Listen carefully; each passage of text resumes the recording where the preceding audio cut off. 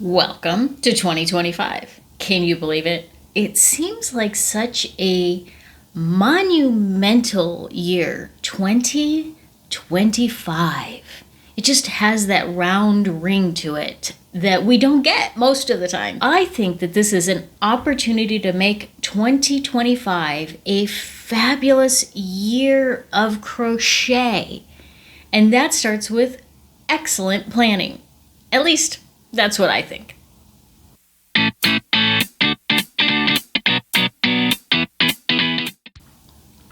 So how do I go about planning things? This doesn't matter whether it's crochet related or my health goals or my business goals. It doesn't matter. Across the board, I have been doing goal planning and all of that kind of good stuff for most of my adult life. It's probably why I became a productivity coach in the first place, and it just sort of seeps into every aspect of what I do.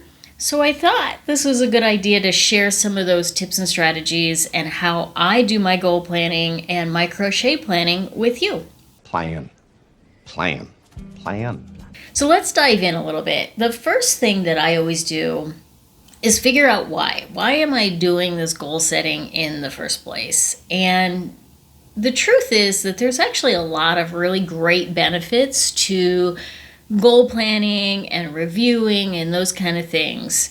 For example, it really helps to reduce overwhelm and eliminate decision fatigue. I don't know.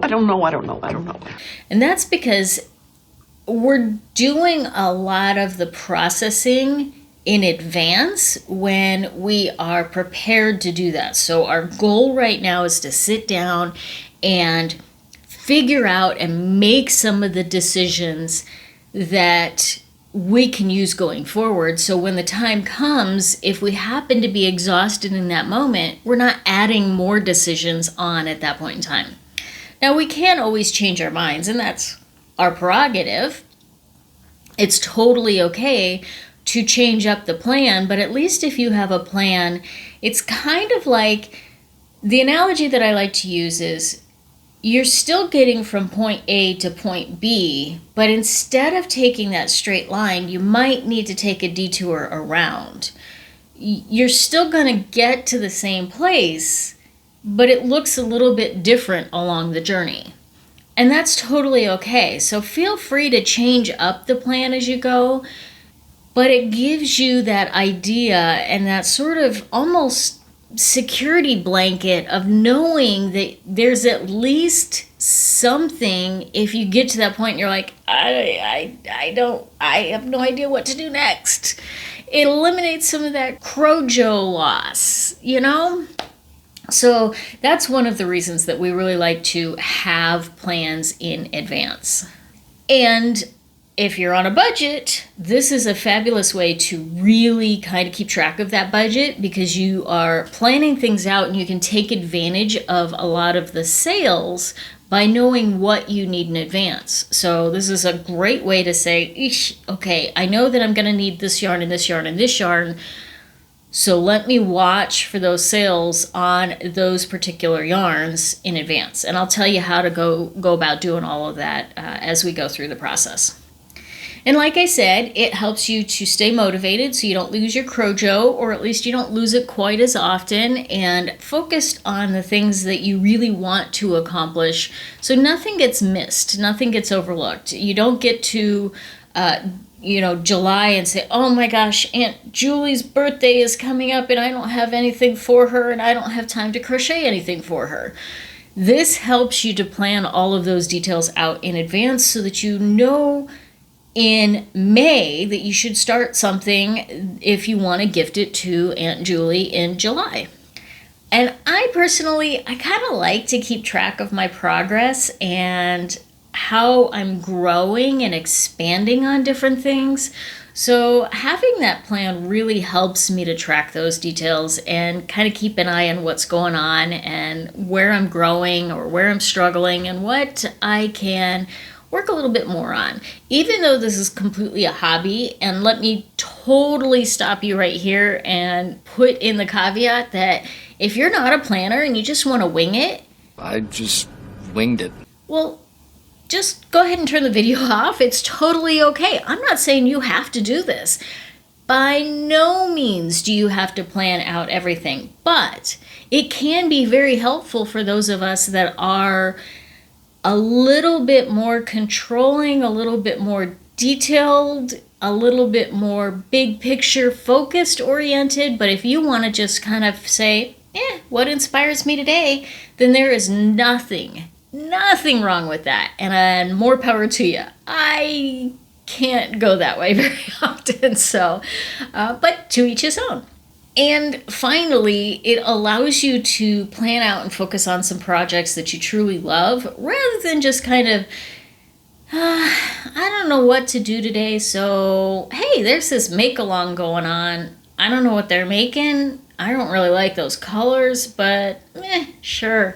And then you're like, okay, did I gain anything from that? Maybe I gained some skills, but maybe I just spent some time, I don't know. And so then you're kind of like, what was the point? What was the purpose? And maybe there was some purpose to it, but if you have things planned out and you know what make-alongs you're going to do, what holidays you want to make plans for, what wardrobe items you want to expand, all of those things, then that's really some of the benefit of planning all of this stuff out in advance.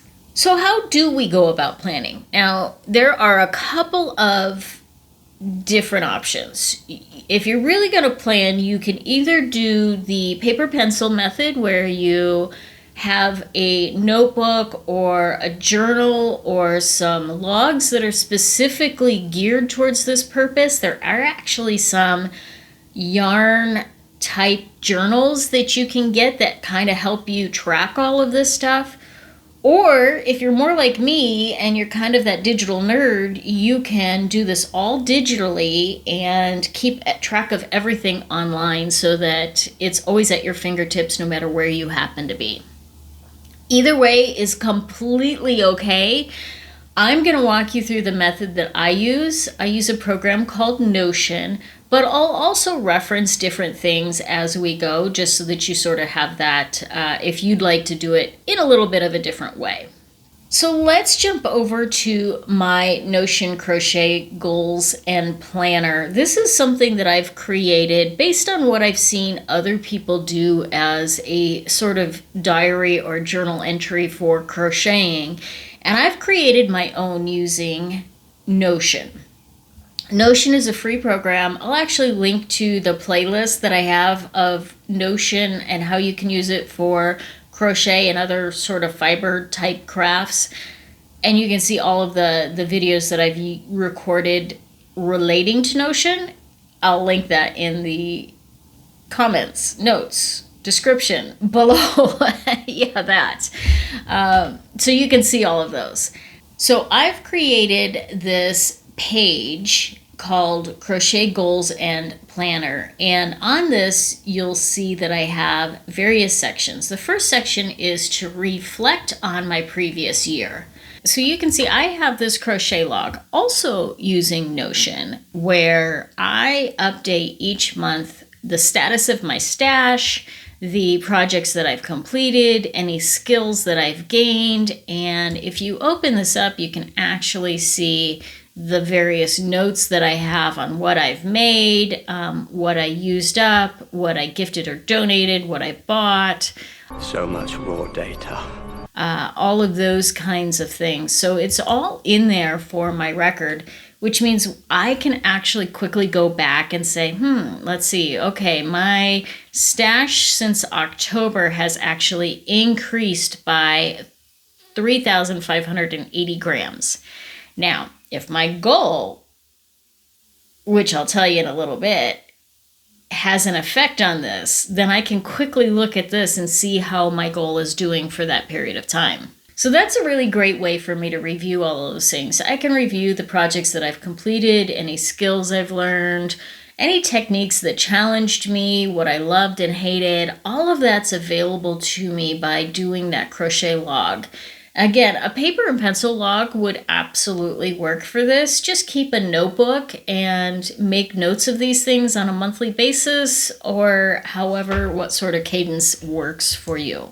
Next up, I take a look at what my bucket list for the new year is going to be. And my bucket list, this is something that I actually heard Elise Rose Crochet talk about. She called it her bucket list of goals. And I kind of like that idea. I like the concept of the bucket list for my life goals and what I want to do before I kick the bucket, but also for this idea of what I want to accomplish in crochet for the next year. So this, for me, if I'm kind of going through and I'm looking at what kind of de-stash goals do I have, what kind of scrap goals, meaning do I want to use some scraps that I have, what are some events that I want to, really make sure that I'm present for? Are there any skills that I want to develop? Or what kind of projects do I want to think about? So for me, I might say I want to reduce stash by 2,000 grams. Now, because I don't have everything logged. Seriously? I know. Can you believe it? I really don't. I don't have every one of my yarns logged because I came into this hobby with a large quantity that was gifted to me, and I didn't decide to really start logging everything from the very beginning. So there is still a lot that I have to go through and actually take the time to weigh and log and detail and all that kind of good stuff. You have been weighed, you have been measured. So instead of saying I want to have my stash at X, I just say I want to reduce it by 2,000 grams, which means as I'm logging each month, I can say, did I increase, did I decrease, and what is that stash number? Next, I think I also want to try to do one make-along. I don't know what that's going to look like yet, but I want to kind of keep an eye out for a make-along that I can do. I've never done a make-along. Part of my hesitation with doing them is I want to know what the end project is first, and quite often it's like a scarf or a shawl, and I'm generally not attracted to those kind of things. So I've hesitated a little bit, but I want to try it just for some of the other benefits of doing that.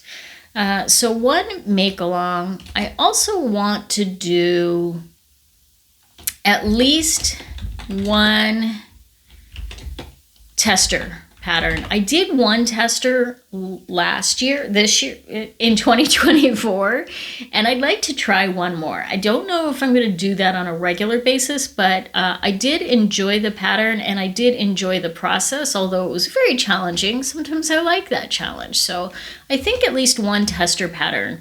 Now, I'd also like to consider learning to do color work. So either a mosaic or a tapestry, something along those lines. I want to learn that skill. I want to add that to my repertoire. And I want to expand my garments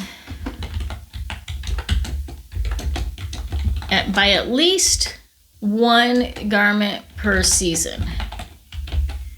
So 4 garments minimum throughout the year. Now, I probably would have time to do at least 6, I would think, but just to be a little bit realistic, I want to kind of keep it at 1.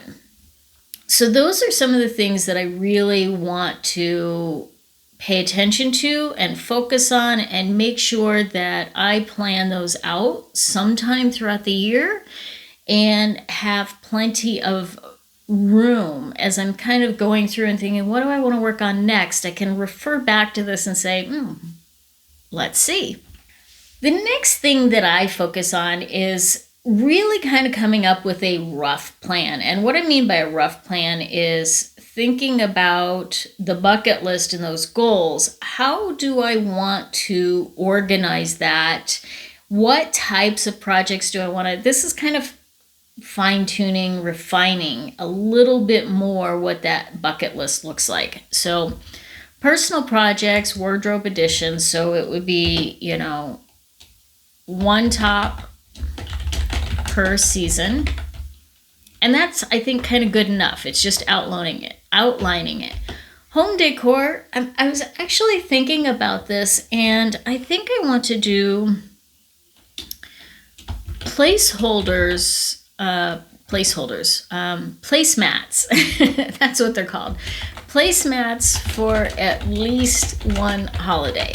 So placemats for at least one holiday. That could be Easter, it could be 4th of July. I don't know yet. I haven't decided for sure, but I love just a little bit of a touch of decor at various times throughout the year. So it doesn't feel like Halloween and Christmas are the only times that I decorate.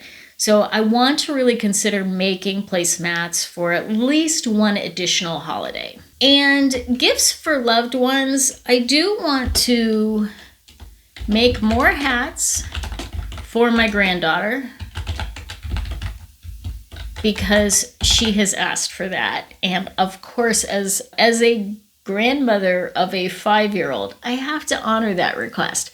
So I definitely want to make some more hats for her. And there's probably other gifts that I have not yet decided on, but I want to leave space for other gifts that may come up along. Because I could say right now, well, do I want to make something for my best friend? I don't know yet. I don't know if I do. So I want to at least leave space and think about those things. So if and when it comes up, it's something that I can consider. For skill building, I want to, of course, think of things like the mosaics or tapestry and work on at least one project for that. So maybe this actually ties back to the placemats that I want to make, and maybe the placemats that I make are the mosaic or tapestry. That would be a great kind of, hey, I'm checking 2 boxes at once. But first, I need to develop the skill to be able to do the mosaic or tapestry before I can kind of jump into something that's a little bit bigger. I'm pretty good at picking challenge projects. If you're not, then that might be something that you want to really consider here is what sort of challenge projects do you want to add? One of them for me might actually be doing a tester pattern. And that's because a lot of times I struggle with patterns when they're initially written, and tester patterns, part of the reason that you're testing them is because they might not be perfect. So that could be a great challenge project for me. And then finally, we have the seasonal projects, and that could be things, again, like the placemats. I also want to expand my Christmas tree forest, so we'll add that. And I want to try my hand at some lace snowflakes, crocheted snowflakes. My ex-husband's grandmother crocheted some snowflakes for us when we were first married, and I've kept them, and they're lovely. I appreciate them now way more than I did back then, but I would love to crochet some ornament snowflakes.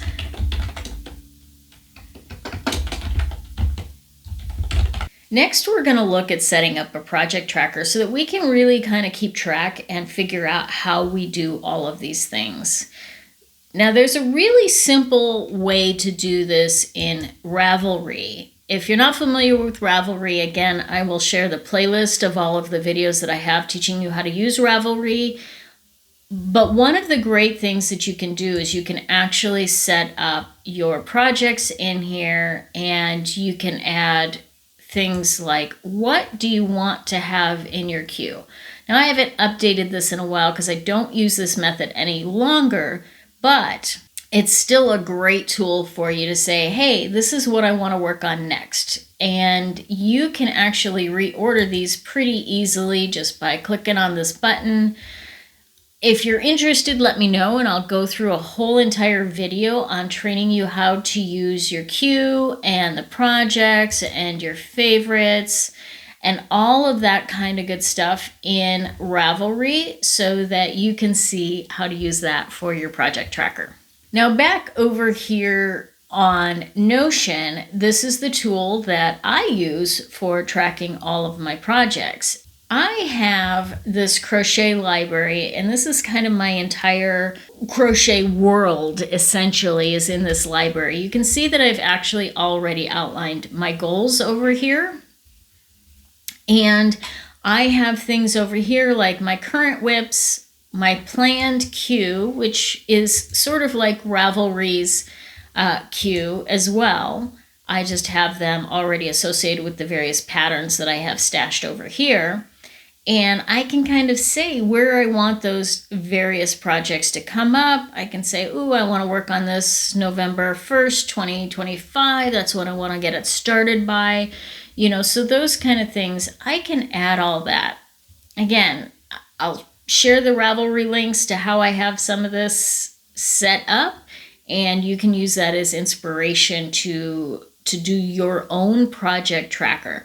But if you prefer, just use paper and pencil and write it down on a calendar and say what projects you want to work on, when you want to work on those things. That's a fabulous way of getting started if you're not kind of that digital, kind of nerdy kind of person like I am. Totally doable that way. But one of the things that I love is to include an area called to buy. So when I've sort of gone through and I've said, what project do I want to do for my spring top? Well, I really like this Sandy Seashell Wraps Cardi. And I have most of the yarn that I might need for it, but there's something else that I need. I need a little bit more of something. I can add this to the to buy section. Actually, you can see that this True is associated with this All About That drape top that I have scheduled to finish by May 30th. So I know that the pattern takes a certain quantity of yarn for the size that I want to make. And I know that I have almost enough of the True to complete that pattern. And True is what it's made out of, so I know that that's going to be a good yarn for it. But I need one more skein of it. I add it to my to buy so that when you get inundated with all of those emails from all of these amazing stores that you can buy yarn from, you can keep an eye out for the yarns that you need when they go on sale and pick them up when they're on sale rather than just buying them when they're full price. That's a great thing you can do. So for example, this Stroll Poppy, I've had this particular project in hibernation since the fall because the colors that I had selected for it, I didn't love. And I decided to switch to this Stroll Poppy after doing some comparisons and different things online, and that's the color that I think is going to work the best. Unfortunately, it's out of stock right now. So I have to wait for it to come back in stock, and I have this on my to-buy list to kind of keep an eye out for it. And now, absolutely, because this is a crochet.com, I can set a notification to send it to me. But in addition, I also want to make sure that I'm buying it when it's on sale, so I can keep an eye out for both of those things. One, when it's available, and two, when it's on sale. So this is a great way to really keep track of what you need coming up so that you can stick on a budget a little bit better and more effectively. There are some tools that you can use that help you to calculate how long projects will take you so that you can say, ooh, let's see, I want to have this spring top finished by April 15th. How long should I plan on having that take me? Now, if you're struggling to figure out how long it takes you to actually work on a project so that you know, hey, I want to have this ready by the Thanksgiving holiday, how soon do I need to get that started? Sigoni Macaroni actually has a great template that you can download for free and work through those numbers for you. Now, I do recommend that you start kind of keeping track a little bit. That planner that you have can really go a long way to help you keep track of that, but this is going to give you a great starting point. So I so much encourage you to go to Sigoni Macaroni and download the planner. I will, of course, link to that in the description. This is free. I don't make any money on it, but it is a good tool for you to use, and I highly recommend you check that out. And the next step that we want to do is really dive deep into those yarn needs. I kind of indicated a little bit with that planner that we're using, and as you start to plan out your projects, make notes of what yarn you can use. I really highly encourage you to look to your stash first. And again, I have a tutorial on Ravelry on how to kind of figure out what you can do with that yarn that you already have. So if you utilize that and say, well, let me take the yarn I have and see what I can make with that that's going to fit into the categories that I have, that's going to dramatically help to reduce the amount of money you're spending on yarn. Now, if you choose to spend the money on the yarn, totally up to you. I'm not judging you either way. Get some rest. Betty's gonna want to go shopping. But if you are on a budget and you want to really use up the yarn that you have, then that's a great way to do that. If, however, you found a project that you really, really love and you really want to work on it, but you do not have the yarn for that, that's when you want to make those notes and say, okay, what yarn is best for this project? What does the designer recommend? And where can I get that so that I can kind of keep an eye on when those specials are coming up? That's when you want to subscribe to some of those online outlets that allow you to buy yarn, and they give the specials quite frequently, so just keep an eye out for that so you're not paying full price. So as we wrap up on our plan, you can really take that calendar and plug in all of those projects that you want to get done, the start dates, the finish by dates, and have that outlined for yourself so that you know exactly what's going to happen, keeping in mind that none of this is written in stone. And it can fluctuate, it can change, it can morph, it can be put totally on hibernation while you go on vacation. Whatever the case may be, this gives you at least that starting point so that you know it kind of where you're going throughout the year. But remember, it's a hobby, and you're going to let yourself off the hook if something changes, right? Right.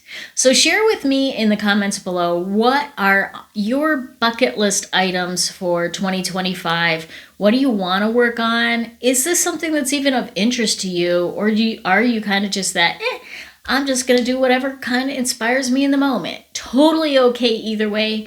But I want to hear from you, and I want to know, what are you working on this year? But at the same time, I need to develop the skill